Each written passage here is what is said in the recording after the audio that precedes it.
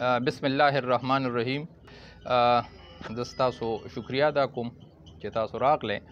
نن زمونږ د پی کې 57 د صدرانو صاحبانو د جنرال سیکرټریانو صاحبانو یو میټینګ وشو چې هغې کې د 15 تاریخ باندې دلته پی کې 57 کې به د عهدیدارانو زمونږ کنونشن کیږي چې هغې له به حیدر خان او ایمل خان راځي او هغې ته به خطاب کوي. په دې لړ کې مونږ نن صدران صاحبانو، جنرال سیکرټریان صاحبانو او صاحب الرای ملګرو له تکلیف ورکړو چې راشي او دې دپاره خپل عهدیداران اکټیو کی، کم ځای کې تنظیمي څه کمزوري کمی زیاتی غ پوره کی. لا زمونږ ځای لا مقرر شوی نه دی ځکه چې 3-4 ملګري صدرانو صاحبانو دا اصرار وکړو. یو صدر صاحب وایي چې اتمانزو کې دې وشي، بل صدر صاحب وایي چې سرکي ټیټاره کې دې وشي، بل صدر صاحب وایي چې په چیدروډاک کې وشي، بل زمونږ یو صدر صاحب وایي چې بالولي کې وشي. نو هغوی ته مونږ وویل چې د یو نه زیات رای دی نو په دې به مونږ مشرانو ته دا ټول ستاسو تجاویز مخکې کړو، بیا هغوی چې څه مناسب ګڼي نو هغې مطابق به مونږ ځای خوښ کړو. خو دا چې په 15 اکتوبر 4 بجې به پی کې 57 کې دا که خیري د عهدیدارانو کنونشن وي. تاسو ته به پته وي چې زمونږ 3 حلقو کې زمونږ 400 کې حیدر خان او دغه کمیټې 15 ورځې مونږ له راکړي دي. نو هغې کې زمونږ د 400 حلقه، تنګي حلقه او شبقدر کې دې کې 3 مونږ ډېر کامیاب او ډېر د ملګرو هغې کې جوش او جذبه مثالي وه. هغه 3 پروګرامه مونږ وکړل، نو ډېر ښکلي پروګرامونه وو. اوس پکې په 15 اکتوبر پی کې 57 دی او بیا پکې پی کې 58 کې په 29 اکتوبر دی. نو په دغه کې زه ستاسو په ترو د پی کې 57 ټولو ملګرو ته، ټولو عهدیدارانو ته، ټول صاحب الرای ملګرو ته به مې دا خواست وي چې انشاءالله په دې پروګرام کې ښه پوره حصه والی او ټولو صدرانو صاحبانو، سیکرټریانو صاحبانو ته به بیا ستاسو په وساطت دا ریکویسټ وکړم چې کم ځای کې برانچ کمی زیاتی وي، تپه کې څوک کمی زیاتی وي یا څوک دلچسپي نه ساتي یا اکټیو ني، نو هغه ته ډېر په عزت احترام چې هغوی ته ووایي چې یا تاسو اکټیو شئ یا دا ځای بل ملګري ته پرېږدی. نو دا زمونږ نن د میټینګ ایجنډه وه او ټولو صدرانو صاحبانو، سیکرټریانو صاحبانو، صاحب الرای ملګرو پکې شرکت وکړو او ټولو د صدرانو صاحبانو ډېر ښه حوصله وه، ډېر جذبات کیو، جوش او ټول مونږ له دا یقین راکړو په دغه میټینګ کې چې که خیري زمونږ به تنظیمي د کنونشن ورته تاسو وایې، بل پروګرام ورته وایې، دا به که خیري ډېر کامیاب وي. نو دغه خبره ما کول غوښتل چې تاسو سره یې زه شیر کړم. ما له خو خندام راشي. تاسو ته پته ده، ټولو مرزو ته پته ده چې دا کم خلک دي، څوک چې دا پرون راغلي وو او دا ایم این ای راغلو، دی خو اکثر په هوش و حواس کې مني. راشه ځان پوی کا بیا خبره کوه. خو هغه ټوله شپه ویښ وي او هوش و حواس کې مني، نو اوتې بوتې وایي.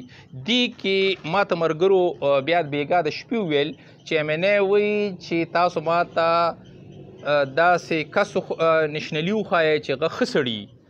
نو خندام راشي او افسوس هم راشي. زما خیال دی ایم این ای صاحب ښه سړي هغه یو کس ته وایي چې څوک جوارګر وي، څوک د ګاډو غلی، څوک 2 نمبر کار کوي، څوک چې په ګاونډ کې پټي خرڅوي، پلاټ خرڅوي، دغه نه قلنګ اخلي، څوک په چرګانو سپي جنګوي او هغوی باندې جواري کوي. زما خیال دی ایم این ای صاحب ته دغه ښه خلک ښکاري. دا د کاړې کنځل وکړه، کنځل یې وکړل او د شرافت د چوکاټ کراس کو. زه ورته وایم چې لا اول لږ هوش و حواس کې اوسه، لږ شپې کم کوه بیا خبرې کوه. او دې کې د نشنلیانو څه قصور دی؟ یو واقعه جوړه شوه، مونږ بالکل د غلط کار هر وخت مخالفت هم کړی دی، هر وخت هم مخنیوي کړی دی، بالکل تحقیق دی وشي، کاغذات مال دی وکتلی شي چې دا ځای د مخبري بالکل چې هر چا سره هغه د مخبرۍ ته حواله شي. او هسې بیسه په چا الزام لګول د خپل سیاسي پوینټ سکورینګ دپاره بل څه دوی سره شته نه، خلک یې تباه کړل د ګرانۍ نه، ورځ په ورځ څوک سیر وړه نشي چې بچو له نشي پیدا کولی. د بجلۍ بیلونو ته وګورئ، اول خو بجلي وینه، اولني ځل باندې په ګرمۍ کې ګیس لوډ شیډینګ دی، ورځ په ورځ بېروزګاري، بدامني، دوی 1 کروڑ نوکرو اعلان کړو، لکونه خلک یې بېروزګار کړل. د دوی د خلکو هغې ایشوز نه توجه لرکولو دپاره هسې بیسه غلطې خبرې. نشنلیانې دومره په اعصاب سواره دي چې وي تاسو ماته څوک نشنلیانو کې ښه سړی وښایه. او نشنلیان چې دغې ما چې کوم وویل چې څوک شراب و کباب پکولو والا ته ښه سړی وي، څوک جوارګر ته ښه سړی وي، څوک ګندهباز ته ښه سړی وي، څوک د ګاډو غل ته ښه سړی وي. نو خدای دې مونږ د دغې ښه سړیتوب نه هر نشنلي وساتي. خو د ګاڼې کنځل نیو زه وان کوم چې خوله دې لږه ټیک استعمالوي، ګینې بیا مونږ لم چل راځي. مونږ خو زه ډېر د شرافت نه کار واغشتو، خو نور زمونږ مرګري زه خو فیسبوک زما ډیر وخت دی چې زه فیسبوک داسې ریګولر نه ګورم، خو ماته ملګري فونونو وکړي، رابطې را سره وکړي چې دغه شانتې، نو زه وله وارننګ ورکوم چې خوله دې ټیک استعمالوه. ګینې بیا زمونږ د نشنلیانو مثال هغه ولی خان بابا ویل چې زمونږ مثال د سرو مچو دی، او دا سرې مچې چې بیا پرتوک کې درو چېرته دننه شوې که نه بیا به چغې وی او هغه به دې بیا نه پرېږدي. نو بل د هرو مرزو کس په دې خبر دی، هغوی ته علم دی چې دا کم د سود جان لانجه چې وه دا کسان څوک دي. دا خو د ټولو مرزو ته پته ده چې د پلولي کاکا زامن د چا ملګري دي او کمې پارټۍ کې دي، یا دا بل رور چې ورسره یا تریو دا د چا ملګري دي.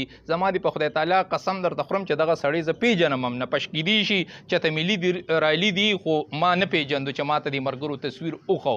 او دې کې د سود جان مسئله وه.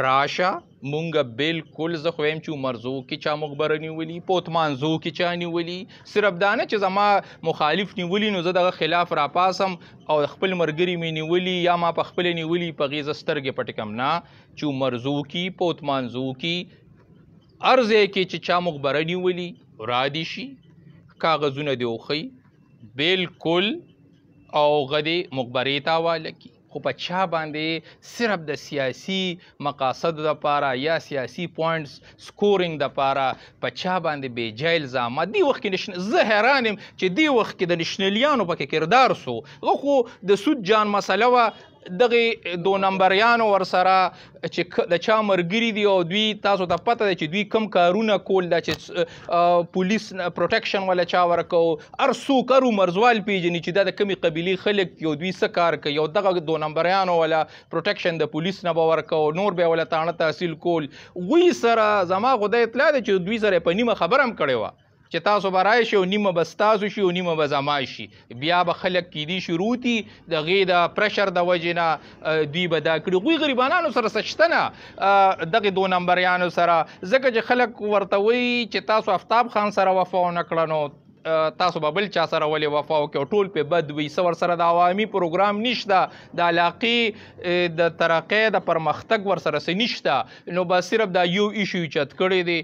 ما دا چلو کوم بالکل مونږ د هغې مخبره چې چا نیولي بالکل دې ته واغېشتلي شي او د مخبرې حصه دې ډیکلیر کړي. خو سیاسي مقاصدو دپاره په خپلو مخالفینو باندې بې جای الزامات نه دي پکار. نو دا زما د ملګرو ډېر جذبات دي، ډېر جوش کیو، خو بیا مرتبه یې چې نه خیر دی.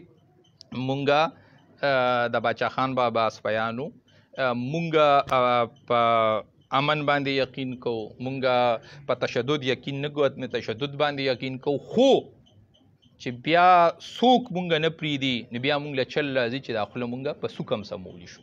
نو زه ستاسو په وساطت دې ټولو ته وایم چې پکار دي د ګرانۍ مخنیوي وکړي، پکار دي د بدامنۍ مخنیوي وکړي. دا نن سبا په دې زمونږ په ځوانانو کې دا نشې آیس او دا زمونږ د بدقسمتۍ نه ځوانان پکې اړم شوي دي پې چې د دغې مخنیوي دپاره څه وشي، د بجلۍ د لوډ شیډنګ د ختمېدو دپاره څه وشي. ګیس هسې پایپونه غورځېږي نو څه پې ګیس هغه نشته په ګرمیانو کې ګیس لوډ شیډنګ دا هم لا په اولني ده. د دغې کارونو دپاره موږ له پکار دي چې توجه ورکړی شي. او نو دغه خبرې وې، زه ډېر په سخت الفاظو کې زه دغې کسانو ته وایم چې دا ډېر د ګاڼې کنځل دې وکړه چې نشنلیان تاسو ماته یو نشنلي وښایئ. نو مونږ دا ستا تعریف چې د شرافت څوک دی خدای دې زه بیا وایم چې دې نه دې خدای هر نشنلي وساتي، خو د ګاڼې کنځل مه کوه، بیا به زمونږ هم خپلو ملګرو له اجازت ورکو، بیا به غم ارسوئ. ډېره ډېره مهرباني.